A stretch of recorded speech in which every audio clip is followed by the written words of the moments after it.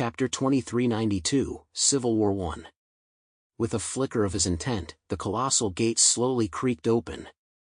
Countless pitch-black arms, claws, and tentacle-like shadows surged forth like a raging torrent, threatening to drag the entire battlefield into the abyss. All souls who entered the Shadow Realm after death, the most devout assassins of the Assassin's sect, chose not to return to the ethereal, but remained by Saladin's side, fighting for him. In matters of faith, the Assassins held no ground to the Holy See. Indeed, in their willingness to sacrifice lives for their beliefs, they were even more fanatical. A tidal wave of shadow surged toward Leibniz. This was the Legion of Shadows summoned directly by Saladin through the Shadow Realm. They were the embodiment of Shadow's will, beings that devoured all light. Leibniz did not flinch. Her hands clasped the Book of Revelations tightly, tears streaming down her cheeks, yet her gaze held unwavering resolve. She murmured softly, "The Lord says, those who sow in tears shall reap with joy.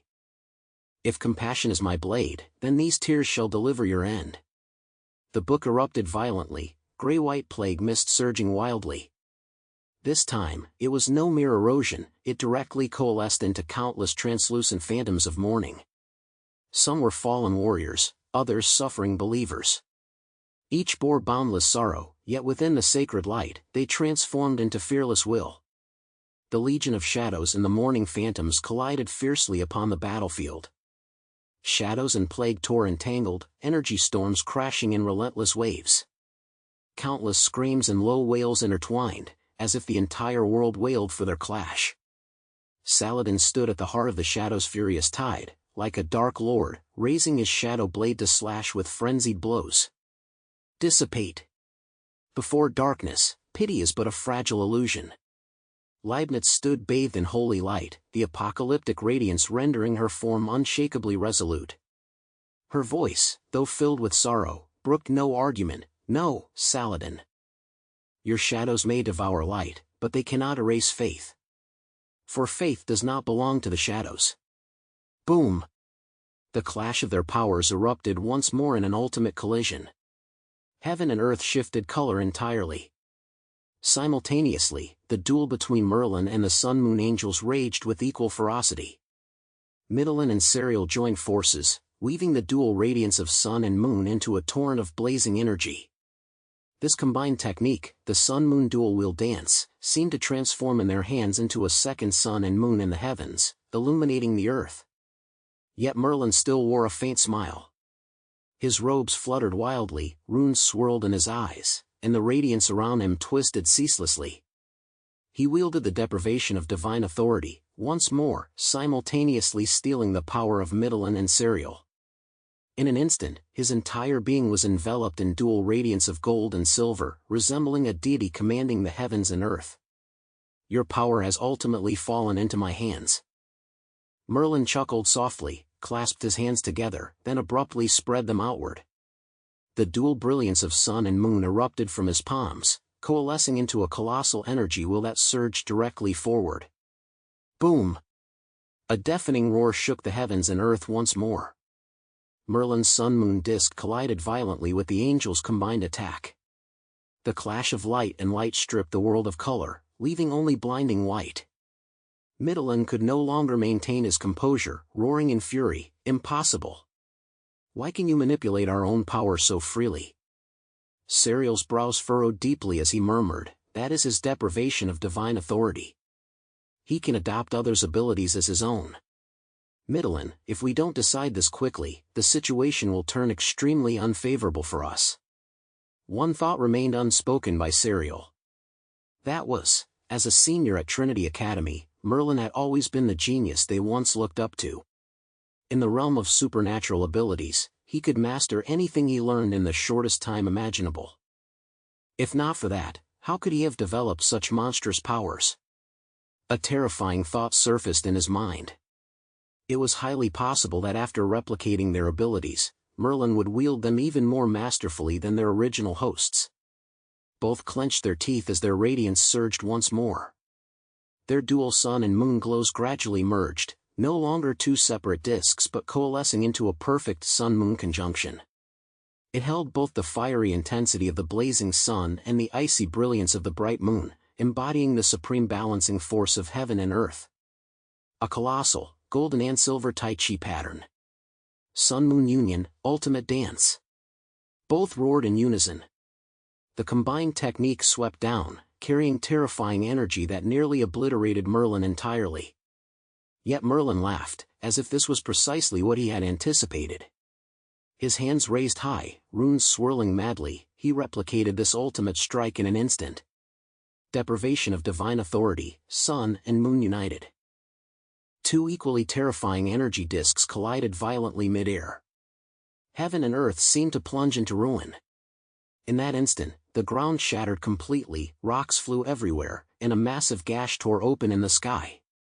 Every spectator felt their hearts sink in terror, as if the world they stood upon might collapse at any moment. The shockwaves swept out, even affecting the battlefield where Saladin and Leibniz fought.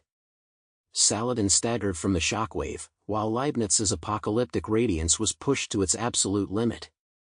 The entire battlefield had become an arena for the gods. After what felt like an eternity, the battlefield finally settled into a deathly silence. Shattered corpses littered the ground, weapons snapped clean in two, their broken ends embedded in the dark earth, a grim testament to the end of a brutal battle. Father Orion staggered out of the shadow storm, his holy silver spearsword snapped in half, its muzzle still puffing residual smoke. Those damned heretics! I'll tear down the pupil organization's lair and roast them on the stake, sooner or later. Father Orion gritted his teeth. The battle had been brutal. Facing two powerful mutant beast armies simultaneously had proven overwhelming. Had the Knights of the Round Table and the Shadow Demon Legion not refrained from fighting them to the death, they would never have escaped the Dark Sun Forest alive today. Father Orion's chest heaved violently. His armor was shattered, and blood soaked through his robes. His breathing was low and labored, each gasp accompanied by a tearing pain. Even the holy light surrounding his body had grown dim. The pure white radiance in his eyes flickered, threatening to extinguish at any moment. Why were our movements discovered? The Church's secrets should never have been compromised. Beside him, Sister Leibniz was also at the brink of collapse. Her hands still clutched the copy of the Book of Revelations tightly, her eyes still wet with tears, but her face was deathly pale, as if she might fall at any moment. The aura of sanctity around her flickered faintly, like a candle swaying in stormy winds. Father Orion gasped for breath, his voice heavy as he said, "Perhaps there's someone among them with special ability users. Damn it, that's why I hate this world where mutants are everywhere." Chapter 2393, Civil War II. Both the law of cause and effect and temporal abilities could pierce the future, leaving their secrets nowhere to hide. Sister Leibniz frowned. Impossible. They cannot discern our mission through the law of cause and effect. They carried the Book of Revelations, their greatest safeguard. The book itself contained the boundless power of countless believers' thoughts. Both the law of cause and effect and time manipulation abilities would be blocked by this formidable mental force when attempting to peer into their future. Then it's even stranger. Father Orion was equally perplexed, yet now that events had unfolded, they had no choice but to press forward along their chosen path. Fortunately, after their desperate battle to escape the Dark Sun Forest, King Arthur and his followers had not pursued them. It seems they've proceeded to the heart of the Dark Sun Forest after all. Sister Leibniz exhaled in relief. She glanced back at the trail strewn with corpses, the familiar figures of those who had fallen. It was these Knights Templar who had desperately held the rear, clearing their path to escape. Deep wounds marred their bodies. Even in death, they held aloft the swords and shields symbolizing their faith, using their last ounce of strength to shield Orion and Leibniz. Blood spilled, staining the soil of the Dark Sun Forest crimson. The echoes of the battle still reverberated through the woods. The clash of shadows and light had not yet fully subsided, but they had no strength left to fight. May you find eternal rest in the kingdom of heaven. Sister Leibniz's eyes filled with tears as she offered a devout prayer for them. Orion gritted his teeth, forcing his body upright, his left hand clutching the broken hilt of the holy silver gunsword. His body was splattered with blood, yet his eyes burned with unyielding resolve. He coughed up a mouthful of blood and murmured, "There's no time for sorrow, sister. We must depart at once. Delay could bring change. For the millennial aspiration of the Eastern Orthodox Church, we shall complete our mission even if it costs our last drop of blood." Leibniz mustered her final strength to rise. A flicker of resolve shone through her tear-filled eyes as her voice, weak yet firm, declared, "Yes. Even if it costs us everything, we must reach the abyss of darkness. For that is the place of origin. Only there can we find the true answers." Her voice was a low murmur, carrying the resolve of one burning their life to the last ember. The copy of the Book of Revelations in her embrace still emitted a faint holy glow, as if echoing her conviction. Orion nodded gravely, a wild obsession flickering in his eyes. He no longer noticed the blood staining his body or the wounds tearing at his flesh. He cared not whether his life was about to extinguish. In this moment, his sole thought was the mission entrusted to him by the Pope. It must be completed. He must retrieve the power buried within the abyss. Several knights stumbled along, carrying her away from the battlefield. Within the dark sun forest, Saladin's shadow realm gradually retracted. Darkness swallowed the fallen corpses, as if transforming the entire forest into a realm of death. After the great battle, countless shadow demons had been purified, a significant loss for him. At the edge of the dark sun forest, as the clashes finally subsided, the Knights of the Round Table and Saladin's shadow demon legions stood silently amidst ruins stained by black mist. The wind howled, whipping tattered banners and blood-soaked dust, the air still thick with the pungent stench of blood. King Arthur and Saladin's gazes turned toward the distance. Several figures were struggling to retreat. Father Orion and Sister Leibniz, gravely wounded and exhausted, vanished into the black mist under the cover of several Knights Templar. "They've escaped," Saladin stated coldly.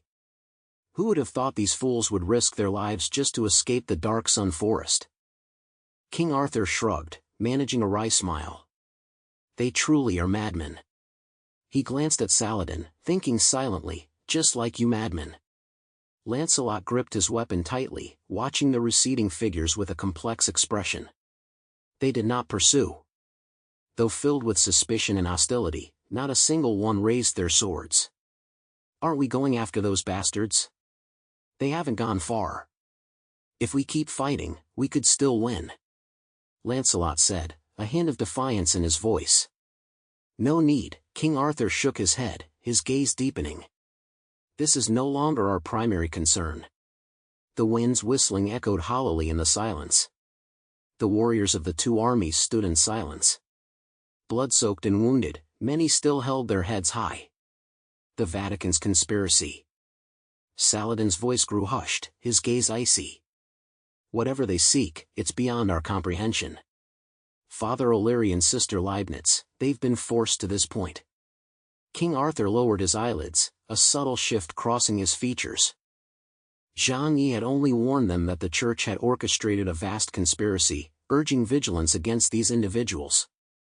Though their exact intentions remained unclear, they undoubtedly conflicted with the Human Alliance's mission. Unexpectedly, Zhang-Yi's words had proven accurate. The lingering scent of blood in the air stirred an uncontrollable wave of unease within King Arthur. His gaze turned icy as he remarked flatly, "They claim to act on the Pope's orders, yet the Holy See has never truly regarded us humans with any real regard." "Quite right." Saladin nodded, his gaze deep and unreadable. "They constantly preach about the holy light and order, but true order is often nothing more than an empty shell in their mouths. What they pursue is power, control, and authority that transcends this world." King Arthur sighed helplessly. At a time like this, the Holy See still plays these tricks. Do they truly wish to see the celestial fabric tear, lunar fragments rain down upon Earth, and bring mass extinction to all life on the surface world? What the hell are they playing at? Black mist churned between them, obscuring the blood-stained ground. He recalled that name. Zhang-Yi. Zhang-Yi's real name was no secret, but King Arthur rarely addressed him by it. How much does that bastard actually know? Damn it, he's holding back information from us while we're doing his bidding. Saladin, however, wore a smile. At least we can be certain he harbors no ill will toward us. After all, he looked at King Arthur, and the two shared an exasperated, yet understanding, smile. He is already a member of our pupil organization. Yes. After returning from the Demon's Eye, Zhang Yi chose to join the pupil organization. It was less an act of joining and more an alliance. The pupil organization was a loose confederation united by a common desire, survival in the apocalypse. Zhang Yi agreed to join, formally becoming one of their 4 horsemen of the dawn, the Night of Illusion. Chapter 2394, Civil War 3. But Zhang Yi's stance was equally clear: he would act solely in pursuit of his own interests. If what the pupil organization offered fell short of his worth, he would walk away at any moment. Of course, given Zhang Yi's current strength, the pupil organization readily agreed to his terms. Their voices weren't loud, yet every surviving warrior heard them distinctly. Their gazes instinctively turned toward the depths of the dark forest, a place of endless gloom and unknowns, yet also the source of a name that stirred faint hope within them. Zhang Yi. King Arthur spoke slowly. He understands the situation better than any of us, sees it more clearly than anyone. The secrets of the Holy See, even the mysteries of this forest, he perceives them more profoundly than we do. So what should we do? Saladin's voice was low, yet tinged with a rare gravity. The air fell silent, only the black mist churning. King Arthur lifted his head, a hint of amusement in his eyes. He shrugged. What else is there to say? Hasn't he already left us a signal? We go deep into the dark sun forest and find him. This time, we must make that guy tell us the truth. Saladin glanced at him, then nodded slightly. He is our greatest hope to break this deadlock now. Saladin mentioned Zhang Yi, his eyes holding a hint of respect. Though he doesn't seem very serious in his daily life, he's quite reliable when it comes to getting things done. True. King Arthur's voice rang out with conviction. The current situation is beyond what you or I can handle alone. Only he might point us in the right direction. They didn't discuss Zhang Yi's character, but they couldn't deny his steadiness, or rather, his survival instincts. Right now, in this perilous dark sun forest, following Zhang Yi was clearly the most promising path. The warriors' gazes gradually converged, settling upon the two men. Though weary after the great battle, a newfound strength seemed to stir within them, a resolve born of trust. Deep within the distant forest, black mist churned, as if awaiting their approach. The two exchanged a glance, their eyes flashing with shared resolve. Let's go. King Arthur spoke. It's time to join forces with Lord Chaos. Saladin nodded in agreement. Their voices were quiet, yet carried a weight that made every warrior straighten their posture. The Knights of the Round Table and the Shadow Demon Legion slowly set out on their new path. Blood and fire still lingered, while the darkness ahead grew deeper and more treacherous. Yet within their hearts, that light named Zhang Yi illuminated a path through the abyss. Deep within the dark sun forest, Zhang Yi and his companions continued their slow advance. At this moment, the only hope for locating the fire seed, Meteor, rested on Brian's keenly sensitive canine nose. The black snout twitched vigorously. Scents collected by the scent collector entered the helmet, where the dog distinguished them with its nose. From the complex mix of odors, it separated the lingering traces of Meteor and Fengu in the air, using them to determine the direction they had departed. This was a technical skill. Yet, with the dogs sniffing left and right ahead while a group followed cautiously behind, the entire procession looked decidedly comical. Fatty Sue thought, thank goodness everyone was wearing combat suits right now. Otherwise, if someone had eaten garlic or accidentally let one rip, it could have spelled disaster. Huff. Brian drew in a deep breath, his nostrils quivering slightly.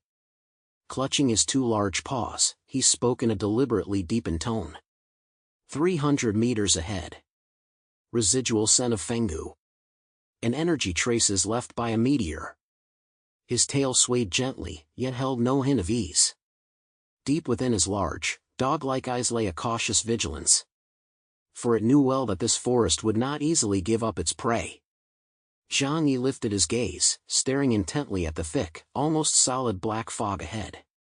The mist churned slowly, as if alive, swallowing all sight. "All right then, let's continue in this direction." His voice was calm, utterly unruffled, yet carried a reassuring steadiness.